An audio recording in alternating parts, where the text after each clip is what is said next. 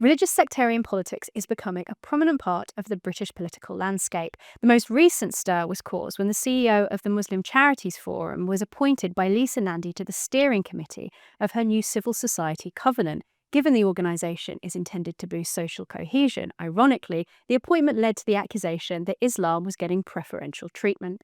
I'm Emma Trimble, and this is GB News Originals. And as always, before we get stuck in, don't forget to like and subscribe to stay up to date with all of our content.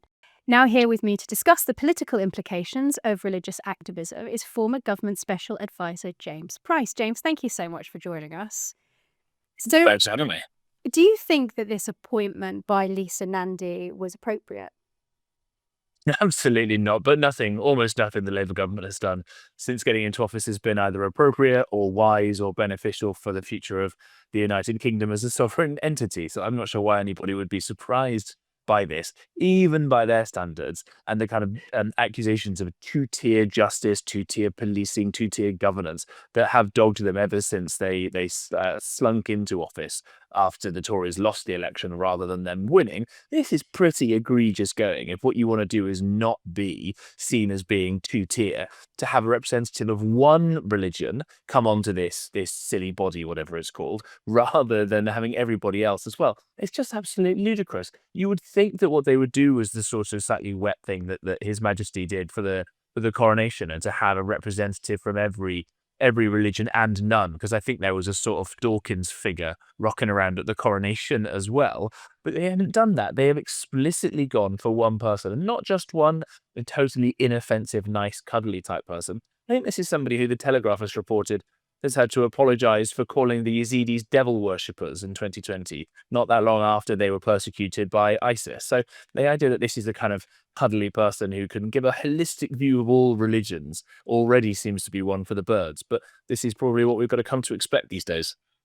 We're seeing a lot of increasing prominence of Muslim politics, Islamic politics. We saw this during the last general election with particular independent candidates who were running on a pro-Palestine platform.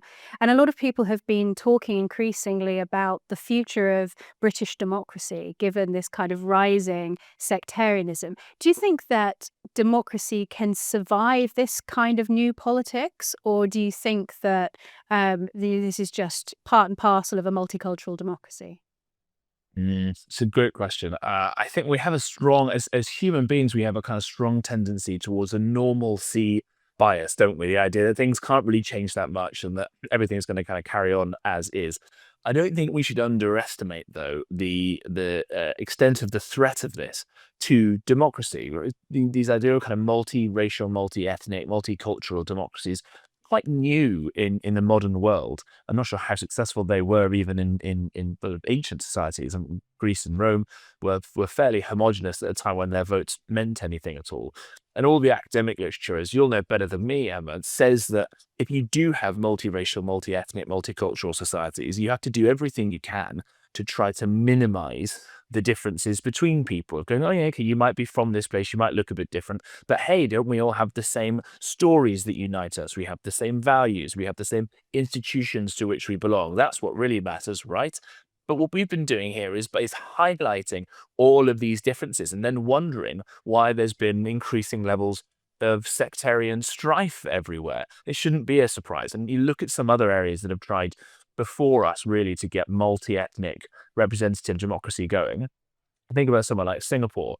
Well, Lee Kuan Yew, who is probably the greatest leader of the 20th century, I would say, certainly the second half of it, led Singapore for 30 odd years. He ended up having to ban jury trials because all the evidence said that the different ethnic groups inside Singapore tended to vote to acquit their own team, whether it was the Han or the Malay or the Indians or whatever else. And so there's a real sort of problem in there if you're going to keep highlighting the differences, the Black Lives Matter movement, all these different things, rather than trying to find the more in common, to use sort of nice terminology of this. You mentioned the last general election. We saw a group actually originally out of Gloucester, where I'm from, called the Muslim Vote, that was advocating for these things. There was a Hindu manifesto kicking around that the members of most parties, I think, signed up to.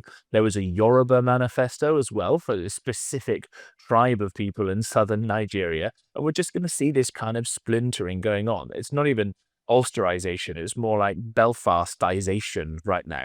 I think that's a real concern, because what you'll see is governments in power and oppositions vying for that power start offering little bits here and there. Oh, we'll help you with this particular sectarian cause you've got.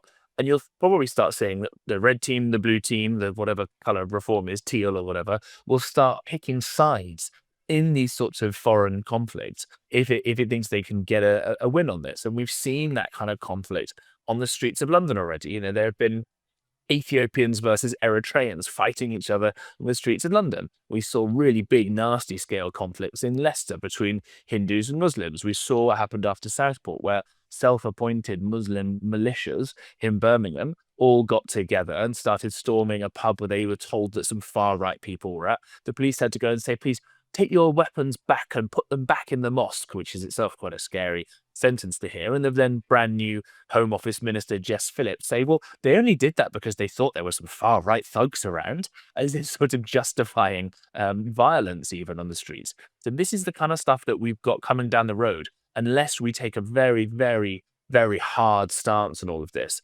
come the next election, or probably the next party getting in after the election, because otherwise we're going to start turning into South Africa, and I don't think anybody wants that. Hello, I'm Bev Turner. Now, it can feel like the money in our bank accounts at the moment does not keep up with the cost of living, and maybe there's a solution. I'm here today with the CEO of TallyMoney, Cameron Parry. Cameron, what is TallyMoney? Well, Bev, with TallyMoney, you get a current account and a debit card, but instead of pounds, you use milligrams of gold as your everyday money. So why gold? Gold traditionally is a great store of value. It has, on average, gone up at over 11% per annum for the last 25 years against the pound. It's tripled in value in the last decade. And in the last 2 years alone, it's increased by 50% against the pound. Banks' savings products just can't compete with that level of growth. But this isn't just about gold. This is about a currency that you guys have created at TallyMoney. Explain it to me as though I'm an idiot. So, look, people need to be able to hold their earnings and build their savings in a money that retains its value and remains in their legal control and remains theirs to access, away from government control. Great. You had me at not exposed to government control. You should feel safe and happy with your money. You should have peace of mind. The more money you see in your bank balance, and that's the type of thing we're trying to deliver, and give people choice in the type of money they get to use every day. Brilliant. Thank you so much, Cameron. Thank you. Well, you could call it Ottomanization, couldn't you? Because for a long time, they've been comparing multiculturalism to the Ottoman millet system, where you just had all of these different, effectively, theocracies living side by side and living by their own rules.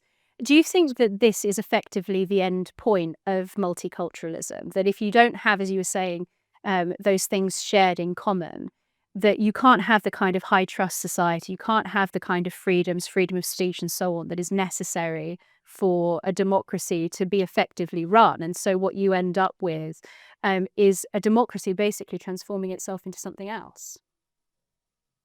I think that's probably, sadly, the most likely outcome at this point. You look at, I'm talking to you from the United States at the moment, visiting some family, and whilst it's a wonderful place in so many ways, the American political strategists talk quite openly about what they're going to do to appeal to certain demographic groups here in the US. You know, Biden got in trouble last time for saying, you know, if you're not black if you don't vote for me, for example, and talking about, obviously, quite helpfully got some pushback from that. But that is the kind of quite naked political ways in which groups talk about it here. And you see, as you go along increasingly in America as well, different areas, different groups voting for each other, getting your mates involved. I think there was a case in a primary in Minneapolis, which is obviously where George Floyd was killed. And the mayor there did everything he could to appeal to that group. Has just been voted out in a primary by a guy who describes himself as a Somalian rather than an American, with all sorts of speculative practices going on there, and that kind of tribal block voting going on. Well, in the United Kingdom, there's still obviously a big majority of white people, and at the moment, white people haven't been helpfully voting along those lines. But if you keep pushing people, if we keep saying, actually, it's bad to be like this. You're all colonist empire bad. You should be ashamed of your past. These other groups, new arrivals, are better than you. all this kind of two-tier stuff going on. I wonder how much longer it's actually going to be before that kind of, what would you call it, domestic, like a white legacy majority will go before they start to also organize themselves in those principles as well. And that's very concerning when it comes to democracy and how parties react to it. Before maybe you even get to that, you've got people like Professor David Betts out of King's College London, a man I know well, a very sort of, I won't call him boring, but sort of sober and academic, who in the last 6 months has gained some prominence by popping up and saying, all the academic literature suggests that we're heading towards large-scale civil conflict. And the way that all of that will play out will be, unfortunately, between kind of recent arrivals, often inside the urban areas, and those as well who are around the kind of rural areas. And so that kind of divide that you start getting will be a real problem. Do you think that you mentioned the fact that you're in the US, and obviously the new administration takes a very different view of these sorts of things, and a particularly dim view of the threat against freedom of speech here in the UK, recently talking about how human rights are being threatened here in the UK because of the clampdown on freedom of speech. And we've already seen the government doing things like saying they're going to monitor anti-migrant sentiment on social media, putting resources into that rather than dealing with the problem of open borders. Do you think that this will have some negative impact on the special relationship? Is that something that the US would be thinking about? What is the future of not just here in the UK, but other European countries that have high levels of migration that could potentially lead to sectarian politics that would undermine democracy? Is that something that the US, would be particularly concerned about, and that maybe the UK government isn't thinking about the diplomatic consequences of mass migration and multicultural policies? Yeah, absolutely right. I think we've already have seen that, haven't we? It was back in sort of February or so when JD Vance came over on that first trip and gave speeches at the Munich Security Conference and in Paris as well, admitting, look, a lot of this mad woo-woo and my own terminology originated in the US, but they're the ones who've got over it fastest. And the kind of crackdown that we've seen, both on the American tech companies now by the EU, in terms of the freedom of speech stuff, but also all of these kind of, I guess they come out of university campuses, the mad cancellation culture and all the rest of it, is something that this new Trump administration takes really seriously. We saw JD Vance over here in Britain recently talking about a lot of this stuff. It clearly matters to him. I think he clearly thinks that this stuff is really, really important for the future kind of continuation of Western civilization. I put it in stark terms like that, because if you get to a point where you're not able to say what your own eyes see in your own experience of these things, I mean, that's straight out of 1984. It's not meant to be used as a textbook, that novel, right? It's meant to be a warning.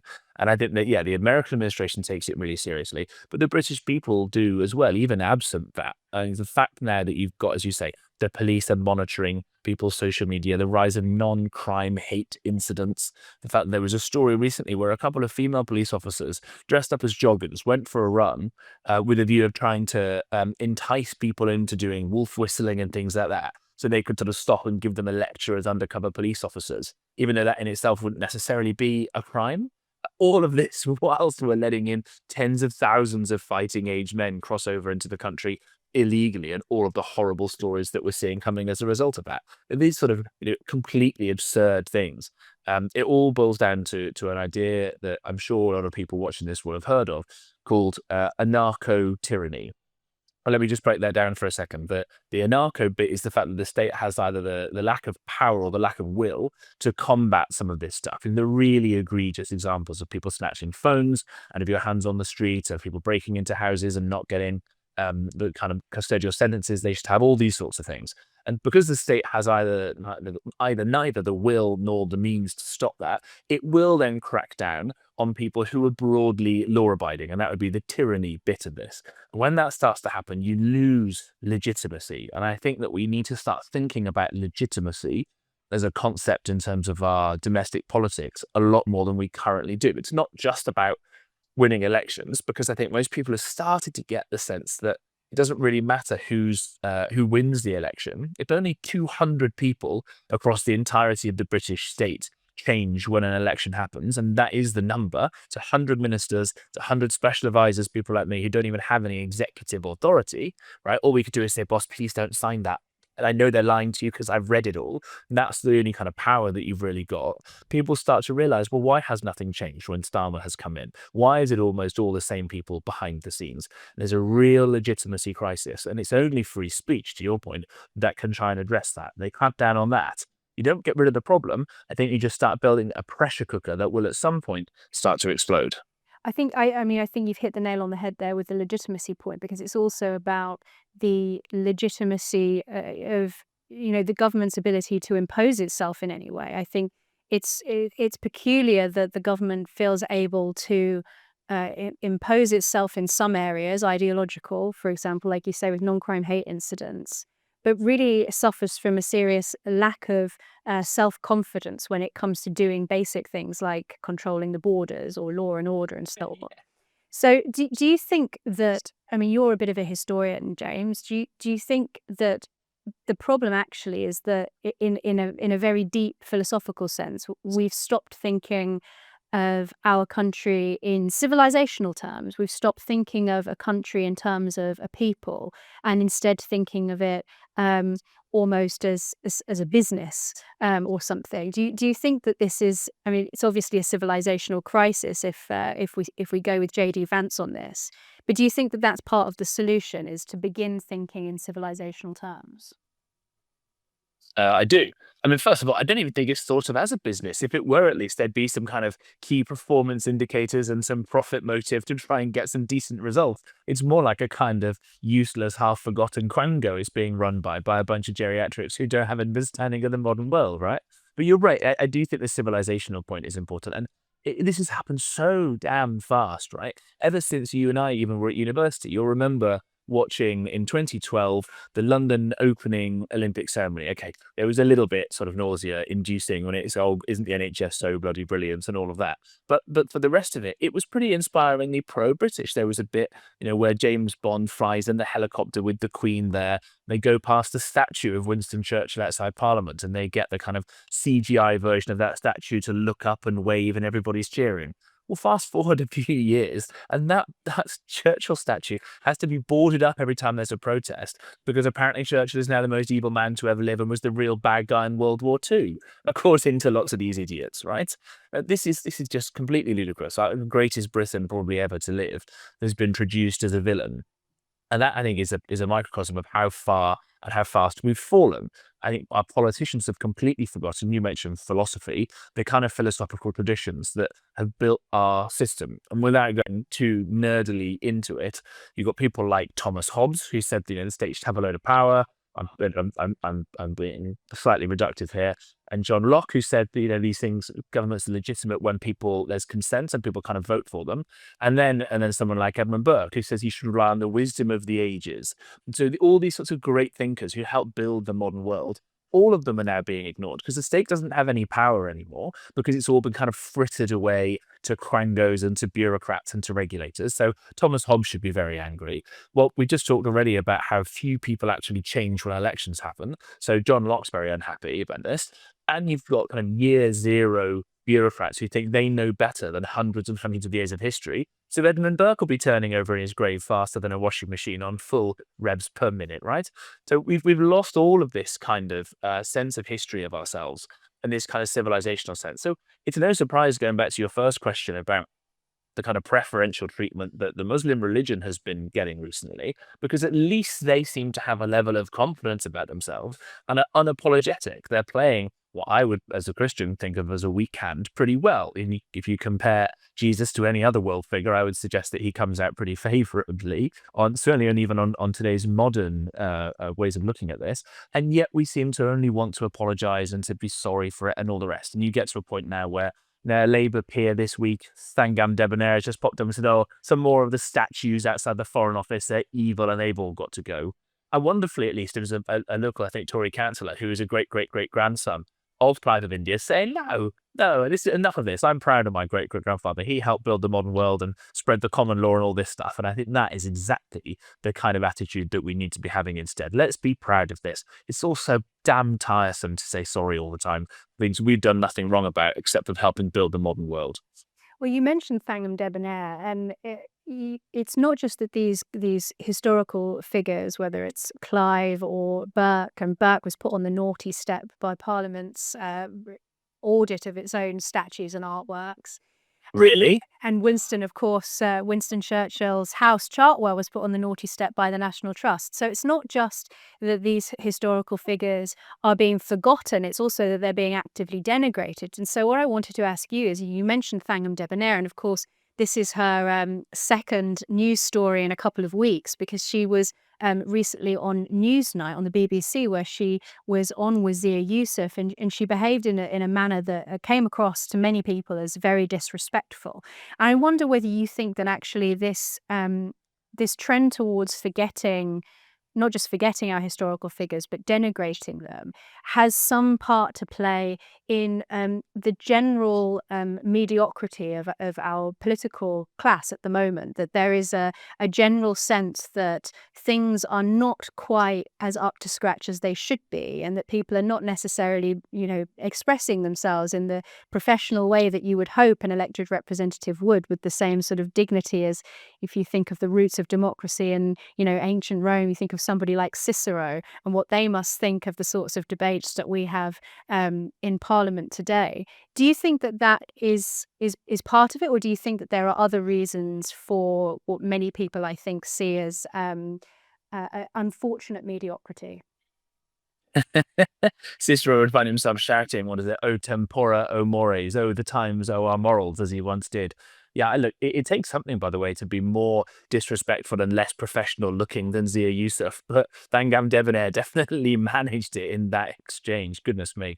You're right. I think there is one of the big problems we've got is that for most of our history, the most talented people managed, even when it was the monarch who was actually in charge of things, the most talented people managed to get into the court and to have control over things. And we, the first people to come up with merit-based systems across the Royal Navy and everywhere else.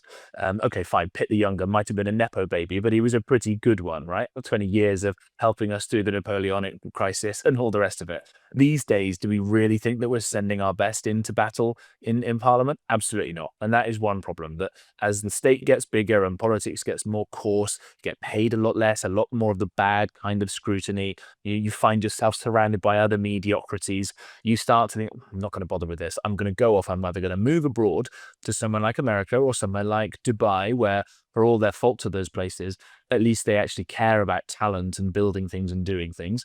Or you just kind of give up and, maybe like Diocletian, you go back to tending your cabbages rather than doing any of the actual work of government. I do think that is a big problem. But again, I think that this is us forgetting our history. How many people were actually taught the great achievements of Great Britain's through our history? I wasn't. I know more about the American Civil Rights Movement and Rosa Parks than I do anything about Disraeli or Gladstone or Cromwell versus Charles I or the Restoration or the Glorious Revolution, any of these sorts of things.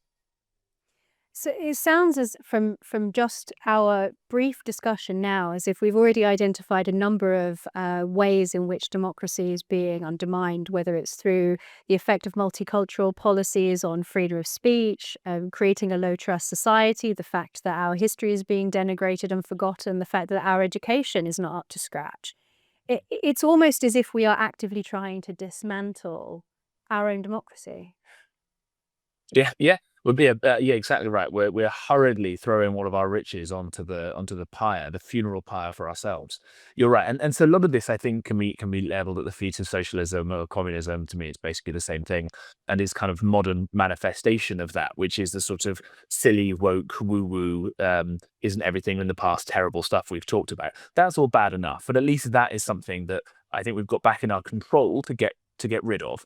Almost all of this stuff is actually taxpayer funded. The people who are watching this, your taxes are going on the academics or the quangos or the other silly bodies that are peddling all of this crap, frankly, and that's use a technical term there.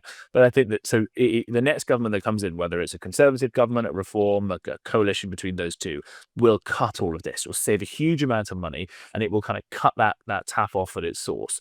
So that would be a good thing to do to stop all of this nonsense.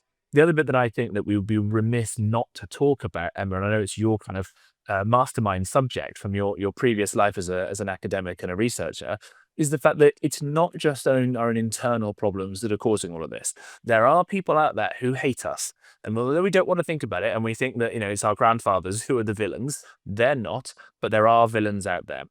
You've got the Chinese Communist Party, who are spending a huge amount of money through the United Front and all these other entities they've got, inveigling their way across Western societies, across academia, across business, frankly, and yes, across politics, as we've seen from cases that are coming up of people who have been arrested under the Official Secrets Act and things like that.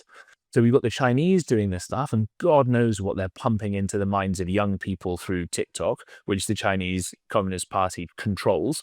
And some academic research shows that the more that people watch TikTok, the more positively predisposed they are towards the Chinese Communist Party. There's a sort of super weapon being targeted at the brains of our kids. You've got all the Russian disinformation that people talk about, which I think is perhaps a bit overblown, but it's certainly something they're trying to do. And then to come full circle with your first question, we have this concept of dawah that you know very well, which everybody has heard of jihad. And despite the Metropolitan Police recently trying to say, well, jihad could just mean a kind of intense internal mental struggle with oneself, we know it means holy war in almost every context of all God-fearing Muslims should go and commit against the infidel. But dawah is this sort of, well, you'll be able to explain it better than me, Emma, but it's a sort of a way of spreading these kind of ideas into every society that you're in. And various bodies like the Muslim Brotherhood, which aren't banned in Britain or in America, although it looks like Secretary of State Marco Rubio is moving to do that, which would be a wonderful thing for the preservation of Western civilization. The Muslim Brotherhood banned in Egypt, banned in Saudi, banned in the United Arab Emirates, banned in Jordan, banned in, I think, Bahrain as well, and in Austria only in Europe. Materials that have been recovered from various Muslim Brotherhoods like say, this is what we're going to do. We're going to inveigle our way in. We're going to join bits of civil society. If they spot us doing this, we're going to accuse them of being racist. We're going to accuse them of being Islamophobes. And that horrible, pernicious definition of Islamophobia that the Labour government is trying to push out in order to keep some votes for the next election, of course. This is a real threat. And it goes full circle with this chap who's been put onto this charity panel by the Culture Secretary, and by the way in which we're so scared of criticizing what is just a set of ideas. You cannot be phobic against a set of ideas. You can and you should criticize them, especially if, like me, you think that they don't lead necessarily to a continuing flourishing of Western civilization. Well, like we were discussing, one of the reasons why people were so unhappy about this appointment was because, as you said, it was only a Muslim organization that had been appointed. There was no other faith-specific, no Christian group, no Jewish group represented on this steering committee. But would you say, I mean, you yourself are Christian, I am too, that it's not that the objection is that no faith should be privileged. It's that in Britain, if a faith is going to be privileged, it should be Christianity, and that is appropriate to our constitutional arrangements.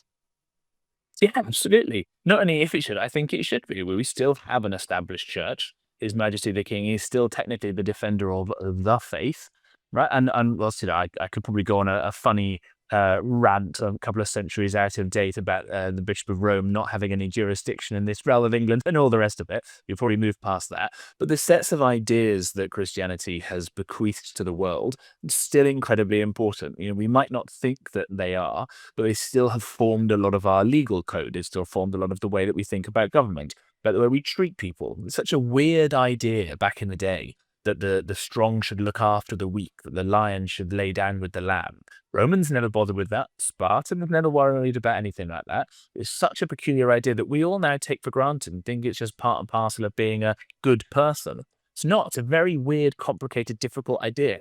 Forgiving people, right? The concept of grace. Forgiving someone who doesn't deserve to be forgiven. It sounds really odd, but it's the only thing that's built this wonderful Western civilization that we've got. And we all benefit from it every day, whether we realize it or not. And there were some people 20 odd years ago, the Richard Dawkins types with the God delusion and all that stuff, who thought that if we got rid of the superstition of Christianity, then we would usher in a wonderful rationalist age. And then bang, we've got pregnant men. Bang, we've got, you can be 87 different genders. Bang, we've got all this other kind of mad woo-woo that's coming through.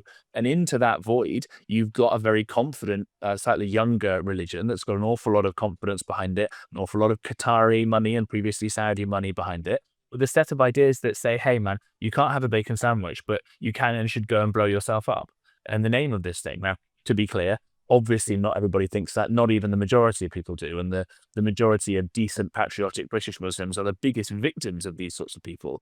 But if we just say, oh, well, it's nothing we can do about this, it would be mean to single out any set of ideas or anything else, we aren't going to have a society left. And the people in Westminster, as ever, are the last people to understand any of this kind of stuff. And most people out there totally understand this. And it will lead to a level of conflict if we don't sort it out and don't force a level of assimilation that people are really not going to want to see happening.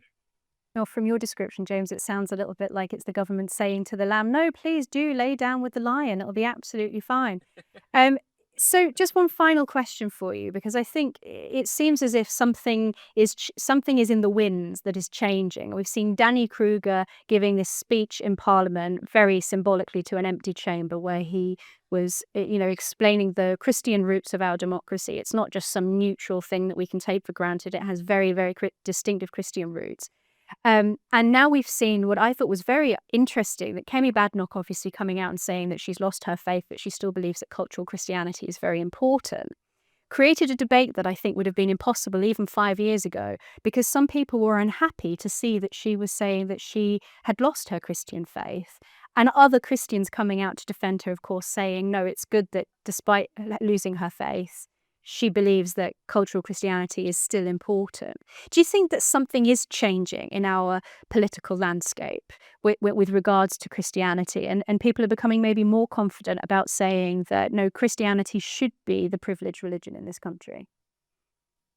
It may be motivated reasoning, but I certainly hope so. I think it would be a much better world if that were the case.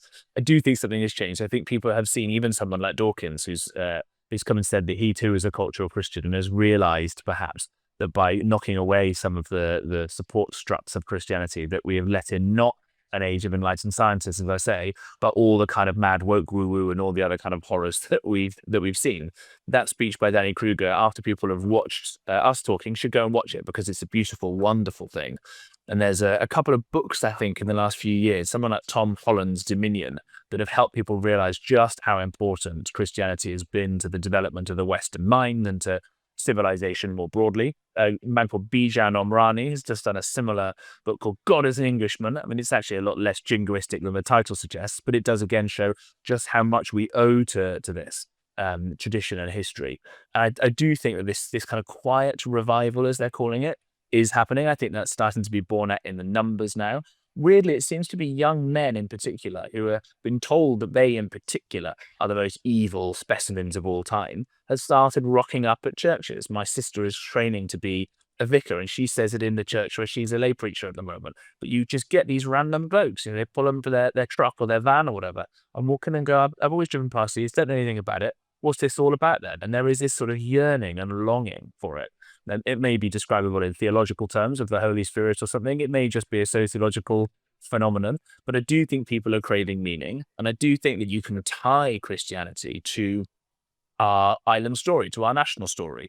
King Alfred the Great was a passionate Christian. And I think a lot of his models of kingship and uniting the kingdoms of this land and driving out the, I suppose, then pagan Vikings owed a lot to Christianity. The Civil War was a theological conflict as well. The movement to abolish slavery. Britain were the first people ever to do this, right? And it comes out of Christian ideas. And we were doing this. We were spending blood and treasure, sending the Royal Navy to end the slave trades decades before even the Americans did it. And then again, when it was Americans who were from the north, people like Abraham Lincoln who were pushing to end slavery, it was they too who were using Christianity as the lodestar for why it was a great sin and a great evil.